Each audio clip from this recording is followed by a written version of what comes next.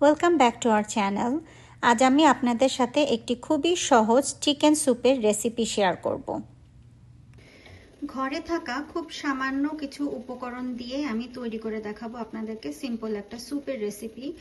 এটা খুবই ব্যালেন্সড একটা স্যুপ, যার মধ্যে আপনি প্রোটিনও যেমন পাবেন, ভেজিটেবলও পাবেন। তো এটা ডায়েটের ক্ষেত্রেও খুব উপকারী, আবার সহজ পাচ্য, খেতেও সুস্বাদু হয়। তো দেখে নেওয়া যাক যে কী কী ইনগ্রেডিয়েন্টস আছে এখানে আমার। আপনারা দেখতে পাচ্ছেন যে এখানে আমি 1 পিস চিকেন ব্রেস্ট নিয়েছি। আছে হলো গোলমরিচের গুঁড়ো, দারচিনি, এলাচ, আস্ত গোলমরিচ, আদা রসুন বাটা, একটু পেঁয়াজ কুচি, একটু মরিচ কুচি, দুটো তেজপাতা, আর আছে হচ্ছে গাজর আর আলু কিউব করে কেটেছি, দুটো ডিম, রান্না করা ভাত, আর কর্নস্টার্চ আছে, লবণ, একটু চিনি লাগবে। কোনো ধরনের সস আমি ইউজ করব না এটার মধ্যে। আর এখানে দেখতে পাচ্ছেন যে একটা হাঁড়িতে আমি গরম পানি ফুটতে দিয়েছি। চলুন দেখে নেওয়া যাক কিভাবে এটা আমি তৈরি করি। প্রথমেই আমি দিয়ে দিচ্ছি গরম পানির ভিতরে আস্ত জিরা, পরিমাণ মতো লবণ। লবণ একটু বেশি পরিমাণেই দিব, কারণ পানি পরে আমি আবার অ্যাড করব। এখন এখানে কেটে রাখা যে সমস্ত মশলাগুলো আছে সবগুলোই দিয়ে দিব। কোনো কষানোর ঝামেলা নাই, কোনো কিছুই করা লাগবে না, জাস্ট এই মশলাগুলো দিয়ে দিব। এবার আমি চিকেনটাও দিয়ে দিচ্ছি এর মধ্যে। খেয়াল করেন যে আমি কিন্তু চিকেনটা কেটে দিচ্ছি না, আস্ত চিকেনটা এর ভিতরে দিয়ে আমি ফুল আঁচে এটাকে জাল দিব ঢাকনা দিয়ে। প্রায় 15 মিনিট পর ফিরে আসলাম। দেখুন এই অবস্থা।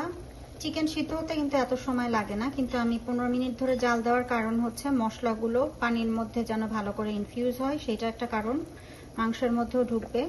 আর আদা রসুনের পেস্ট দিয়েছিলাম, ওটার যে ভিনেগারের গন্ধটা কিংবা যে কাঁচা গন্ধটা থাকে, ওই গন্ধটা এতক্ষণে চলে গেছে। তো এই গন্ধটা চলে যাওয়া পর্যন্ত অপেক্ষা করছিলাম, বাট চিকেনের আগেই সিদ্ধ হয়ে গেছে। এখন আমি যেটা করব সেটা হচ্ছে চিকেনটা এখান থেকে উঠিয়ে নিয়ে তারপর আপনাদের দেখাবো যে চিকেনটা আমি আস্ত দিয়েছি কেন।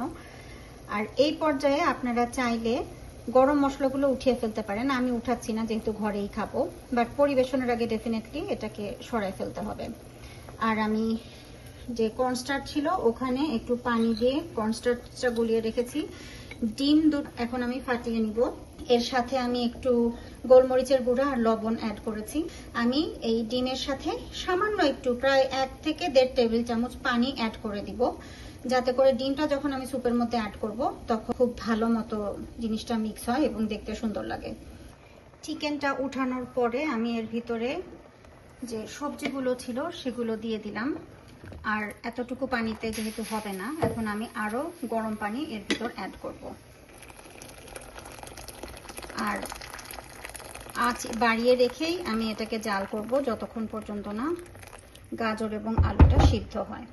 চিকেনটাকে এখন আমি ঝুরি ঝুরি করে নিব, যাতে করে প্রত্যেকটা বাইটের সাথে চিকেন পাওয়া যায়। তো এটা কাটার দরকার পড়ে না, এভাবে করে একটা কাঁটা চামচ দিয়ে ধরে জাস্ট আশে আশে চিকেনটা বের করে নিব। তারপর যখন ডিমটা দেওয়া হবে, ডিম এবং চিকেন দুইটাই বেশ ঝুরি ঝুরি লাগবে, দেখতেও ভালো লাগে, খেতেও মজা লাগে, প্রতি বাইটেই পাওয়া যায়। এখানে তো ওয়ালমার্ট বা অন্য কোনো বড় গ্রোসারি স্টোরে সব জায়গাতেই ক্যান্ড স্যুপ পাওয়া যায়, কিন্তু ক্যান্ড স্যুপের মধ্যে যেটা হয় সেটা হচ্ছে যে প্রচুর পরিমাণে এমএসজি দেওয়া থাকে, যেটা শরীরের জন্য খুব একটা ভালো না।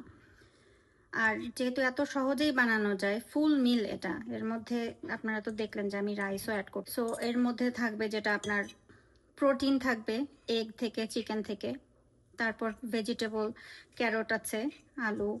আলুটা যদিও খুব বেশি হেলদি না, ভাত যেহেতু দিচ্ছি, কিন্তু তারপরেও এটা খেলেই মানে আমার রাতের ডিনার এটাতেই হয়ে যাবে। আর আমার হাজব্যান্ড আবার এটা সকালে খেতে খুব পছন্দ করে, তো সে হয়তো সকালে খাবে, আমি হয়তো রাতে খাবো, বাট এটাই আমার রাতের ডিনার।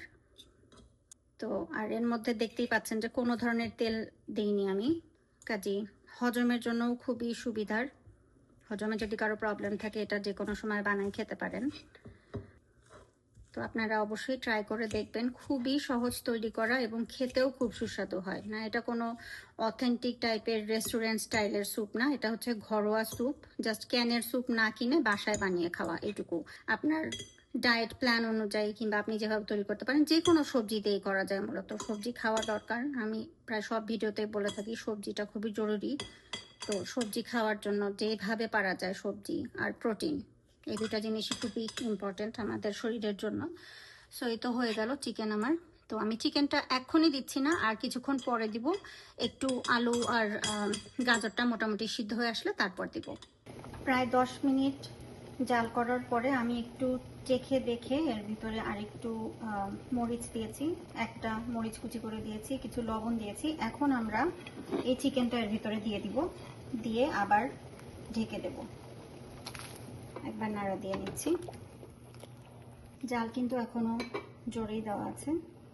ঢাকনা দিয়ে আবার ঢেকে দিচ্ছি। প্রায় 15 মিনিট জাল দেওয়ার পরে আমি এখানে রান্না করা ভাতগুলো দিয়ে দিয়েছি। অলমোস্ট সবকিছুই সিদ্ধ হয়ে গেছে, দেখতে এরকম লাগছে অনেকটা। আর ডেফিনেটলি আরও একটু পানি অ্যাড করতে হয়েছে, সাথে একটু লবণ দিতে হলো। এখন আমি জালটা একটু বাড়িয়ে দিচ্ছি।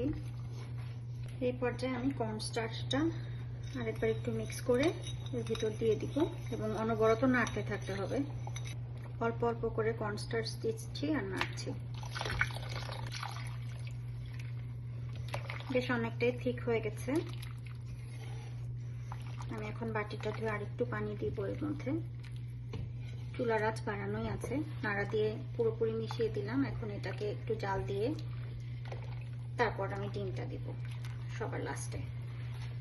একবার বলক উঠলে তারপর আমি ডিমটা অ্যাড করব। এখন বলক আসা শুরু হয়ে গেছে। এই পর্যায়ে আমি ডিমটা অল্প অল্প করে অ্যাড করব। এখানে আর একটু পানি মিশিয়ে নিলাম যাতে করে ডিমের মিশ্রণটা পাতলা হয়। এখন আমি অল্প অল্প করে ডিম অ্যাড করছি আর নাড়া দিতে থাকবো অনবরত।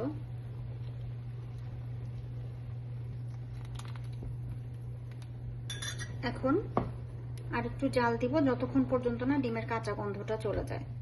এখন এখানে আপনি চাইলে অ্যাড করতে পারেন একটু কেচাপ বা এমনি টমেটো সস অথবা হট সস। আমি অল্প একটু অ্যাড করব কালারের জন্য। সাথে দিব একটু লেবুর রস আর 1 চা চামচ চিনি দিয়ে দিচ্ছি। অল্প একটু কেচাপ, প্রায় 2 টেবিল চামচ কেচাপ দিলাম এখানে। কালারটা একটু সুন্দর হবে। আপনারা যদি ট্রাই করেন অবশ্যই আমার সাথে শেয়ার করবেন কেমন লাগলো। It's a complete meal basically.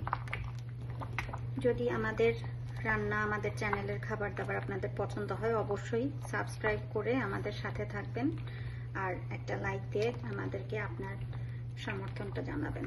তৈরি হয়ে গেল আমাদের হোমমেড স্যুপ। এর ভিতর চিকেন, ক্যারট, পটেটো, এগ সবকিছুই আছে। It's a complete meal. Hope you like it. Thank you.